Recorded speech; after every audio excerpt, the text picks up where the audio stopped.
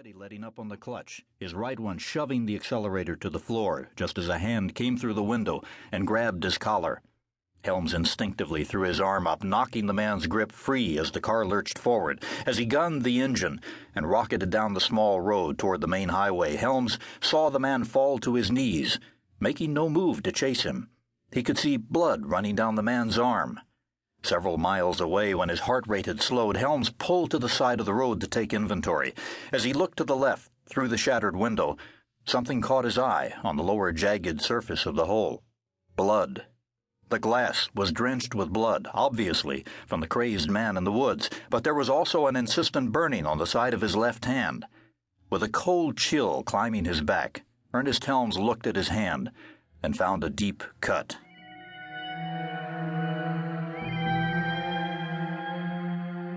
Mainz, Germany, Friday, December 22nd, 1:50 p.m. Captain James Holland glanced down the hall, relieved that Dick Robb wasn't in sight. He would already be waiting in the lobby, of course, arrogant as ever, flirting with the younger flight attendants and monitoring his watch like a trainmaster. Robb, a young check captain from the training department, assigned to give Holland an initial qualifying check ride in the Boeing 747-400, had spent the past 2 days energetically criticizing everything James Holland had done, and Holland had all but reached the breaking point. Yet, as usual, he would say nothing. He remembered trying to explain check captains once to his ex-wife. They're training department pilots, he had told her, some of whom are upgraded to captain years ahead of their seniority. They give check rides, they fly with and evaluate the competency of the rest of us who fly the daily schedules, the line pilots. And you don't like them? She had asked. Most of them are gentlemen, but some of them become arrogant. Little Caesars drunk with their own righteousness and power, more given to judging than instructing. An arrogant young check captain is the worst. Robb fit the description perfectly.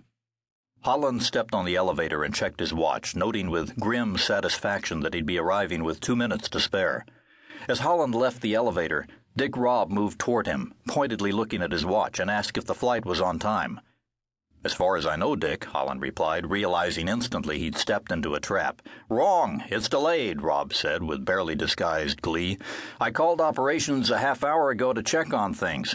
I figured you'd already called, but I was surprised when they said they hadn't heard from you." A sticky fuel valve had to be replaced, Robb told him, and Flight 66 would now depart for New York 30 minutes late at 4:30 p.m. with a moderate load of 245 passengers.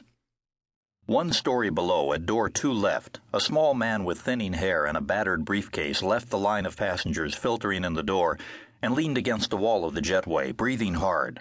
A tall, red-headed flight attendant materialized by his side from nowhere, holding his arm and urgently inquiring what was wrong.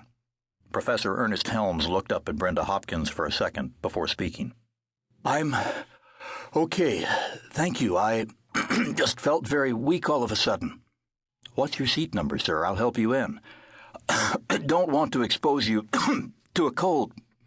She had taken his arm firmly, he realized, and his feet were obeying. He felt her take his briefcase as well. Brenda winked at the senior flight attendant as she guided the man through the door and gently turned him to the right toward his seat. He was sweating profusely, though it was cool in the cabin and cold outside. She could feel a rapid pulse in his arm as well, probably the flu. It would be a good idea, she told herself, to wash her hands as soon as she strapped him in. At the same moment, on the snowy ramp some 40 feet below, Dick Robb stuck his hands in the pockets of his overcoat and stood for a moment lost in the sight of the magnificent Boeing 747, its gleaming aluminum skin reflecting the filtered sunlight, trying to break through the snow clouds above Frankfurt. Holland would be nearly 45 feet above the ramp in the cockpit by now. He was a competent pilot, Robb had decided grudgingly, but obviously from another generation and slowing down. "Of course I'm hard to keep up with. I'm Dick Robb, hard-ass check captain." Robb smiled to himself. He liked having a scary reputation. It brought respect, and being in the training department kept him from having to fly as a line captain, where there lurked the day-to-day danger that his lack of experience might lead to a serious mistake.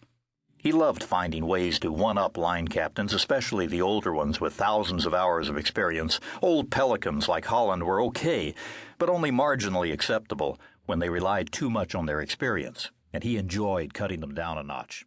After all, he had his